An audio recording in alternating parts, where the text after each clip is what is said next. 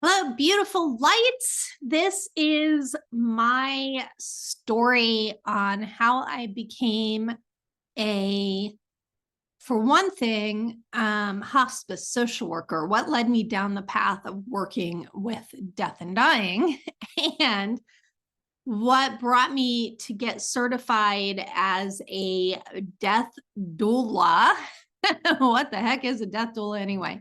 What brought me to death doula and why I'm coming on YouTube to talk about end of life care and my experiences in hospice, end of life care, and also, by the way, I'm a psychic medium and energy healer, and how all of that kind of intertwines.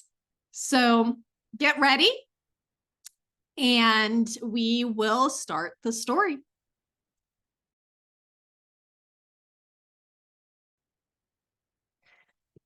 I started, like a lot of people I know, with a lot of fear around death and dying issues, with the exception that in some ways my family was really open to talking about some of the death and dying stuff. So as a teenager, this is the significant part of my story that leads to how I ended up in hospice. I was a troubled teenager. I know a lot of us have stories of coming in and having, a lot of different trauma stuff happen. And I was really struggling with self-esteem issues and things like that. And I had a friend of mine, I think around like 17 is when we met. He was an amazing, amazing person. We were both 17. He went to a different high school. Yet I had met him at a party and we had become fast friends. He would come over and attempt to cheer me up. So he was like this beautiful soul who attempted to cheer me up. And I knew at the time that it would have been a great, deep, like 17-year-old love, except that my heart was so closed to everything at the time. I couldn't let any of that in. Why is this significant to my story? Because he was recovering at the time from having been through massive amounts of chemo throughout most of his life for having childhood leukemia. Now, he was magical because to be able to live to be 17 and go into remission was pretty huge for a person that has that level of childhood leukemia at the time. This was around probably like 1987. I'm aging myself. I met this beautiful, beautiful soul, and he was absolutely amazing. We had a lot of fun together. We had a lot of connection. We were also full-time, like non-believers. We only believed in logic.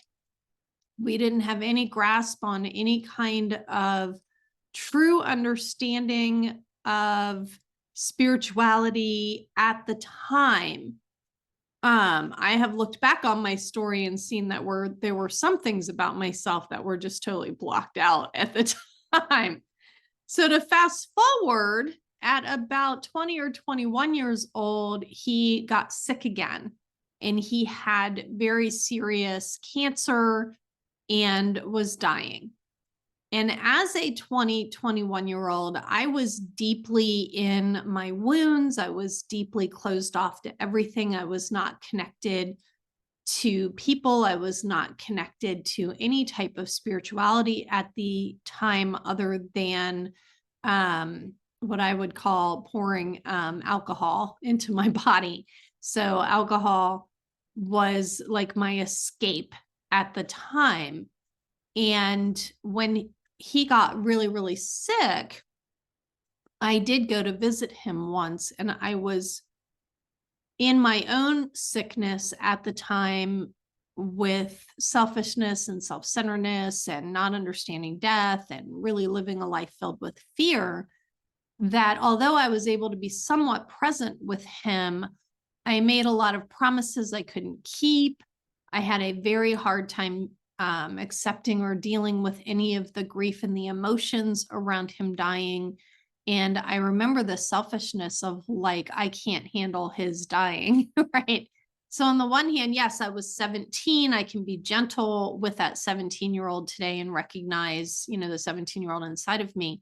What I did was I stuffed all of that. I blocked all of that. I did not grieve. I did not allow myself anything. And then the part that I regretted the most in my entire life, all the way up until I have a change in my story, which you'll hear in a minute, is that I completely could not show up for my friend in the last 3 months of his life.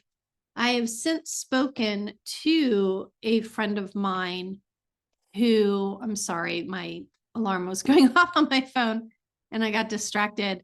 I have since then spoken to a friend of mine that did show up until the very end, and she talked about how terrified he was and how hard it was for him.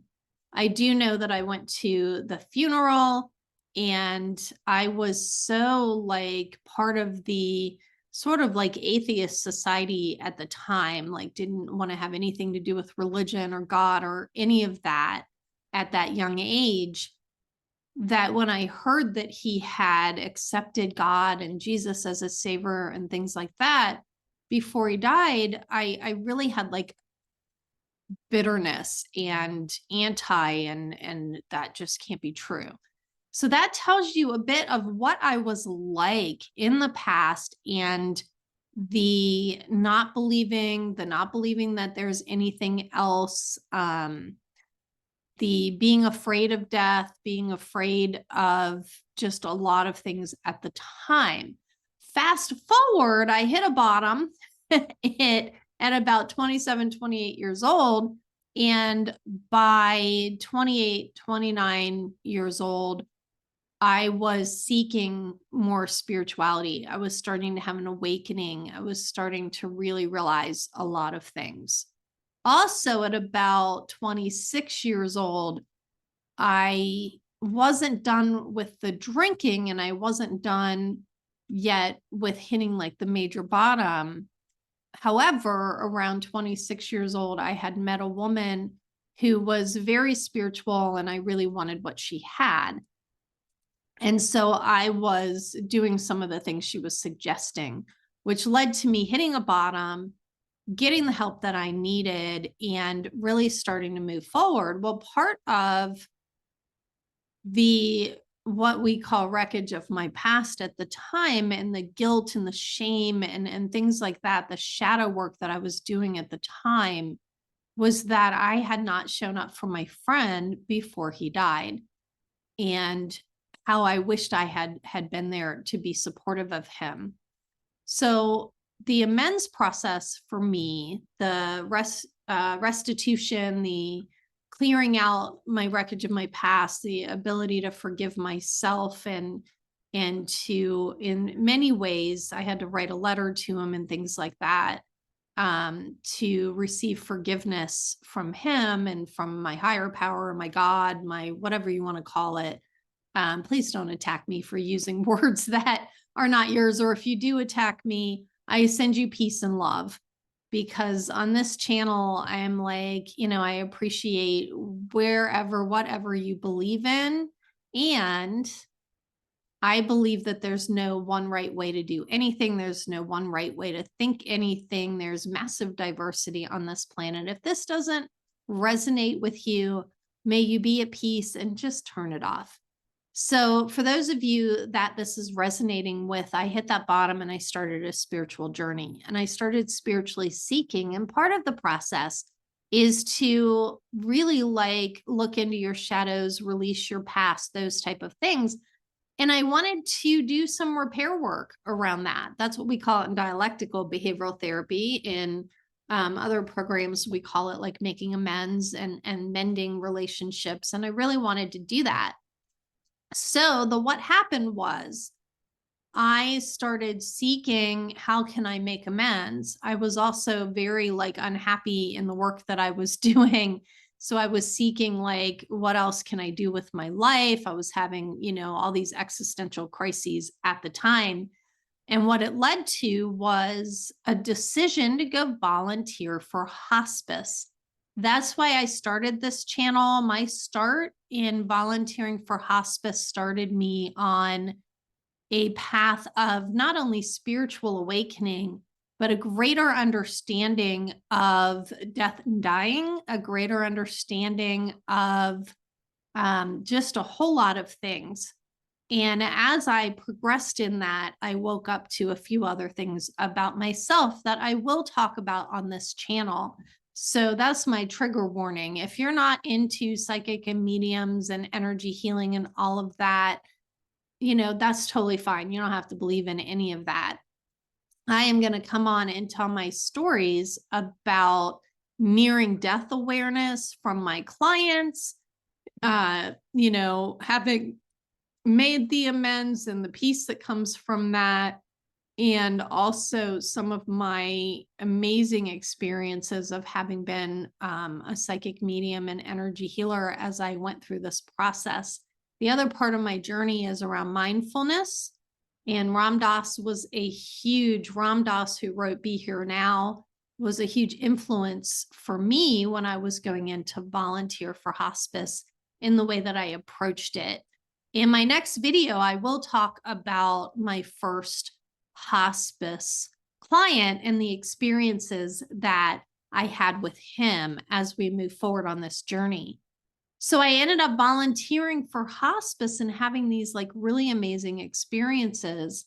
From doing that, eventually the amends was made because my friend was like 21 at the time, I think, when he died. And I had a client who was around 23 or 24 who was under my care as a hospice social worker. So from volunteering, I ended up getting a social work degree and I went to work for hospice. That's part of my story. My point of this is I had started with the death-fearing, death not understandings type of mentalities.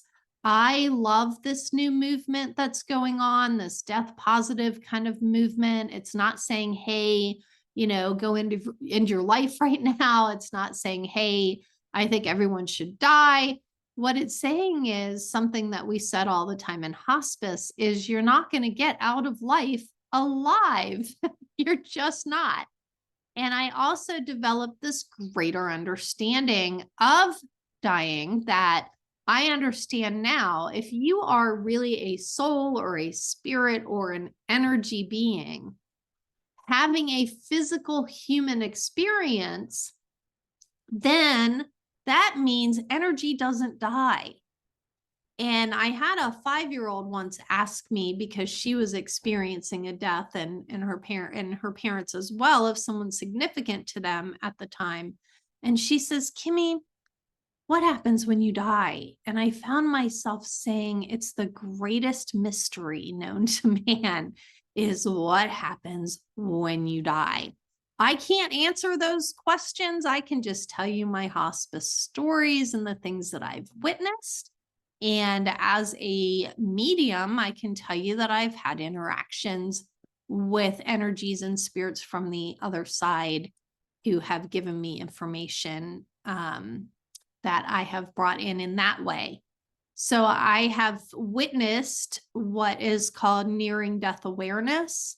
I have friends that have had near-death experiences. And also I've studied near-death experiences through the International Near-Death Experience group. I think her name is PMH Atwater, did a ton of studies on that. So that's where we're going to be going with all of this, folks. So if you're interested in that, feel free to like and subscribe. And I will be back on to talk more and more about my experiences. The experience with my friend who died gets deeper. I will get into that. So stay tuned. Hit that bell if you want to make sure that you're notified to get the videos. Love you all. Thank you for listening. If you enjoyed this content, feel free to like, subscribe, and hit that bell for notifications. All of my information is listed below. I would love to hear from you. Feel free to ask questions and post your comments in the comment section down below.